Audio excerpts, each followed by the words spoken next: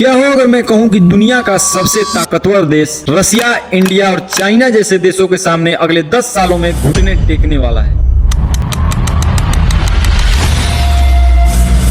क्या हो अगर दुनिया की सबसे ताकतवर करेंसी अपनी ताकत खो दे।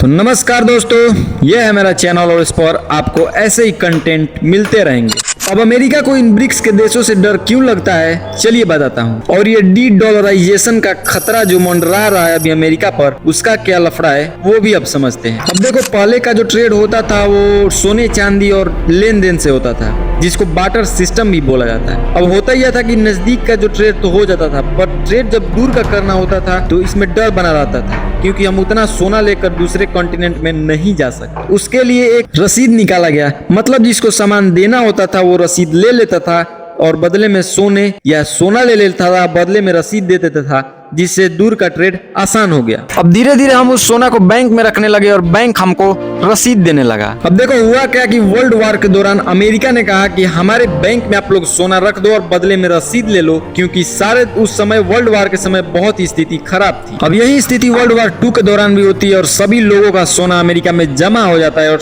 अमेरिका उस समय सुपर पावर था तो सोना वहां पर सुरक्षित था, तो सभी लोगों को लगा कि ठीक है यार, सोना हमारा सुरक्षित रहेगा, हम इसी पेपर से ट्रेड करेंगे। अब एक दिन क्या होता है कि अमेरिका के एक राष्ट्रपति थे निक्सन, वो पगलाया और बोला कि हम किसी को सोना नहीं देंगे, जो भी लोग रसीद रखे वो रखे रहे और उसी में ट्रेड करते रहे, हम किसी को सोना नहीं देने वाले। और यही वो रसीद है जिसे हम लोग डॉलर के नाम से आज जानते हैं और जिसका ट्रेड में और हम लेन देन के उपयोग में आज लाते हैं। अब सोचो, अब ये सारे देश मिलकर अगर अमेरिका के पास चले जाएं कि अपना रसीद ये ले और हमें सारे सोना दे, तो अमेरिका दे नहीं पाएगा।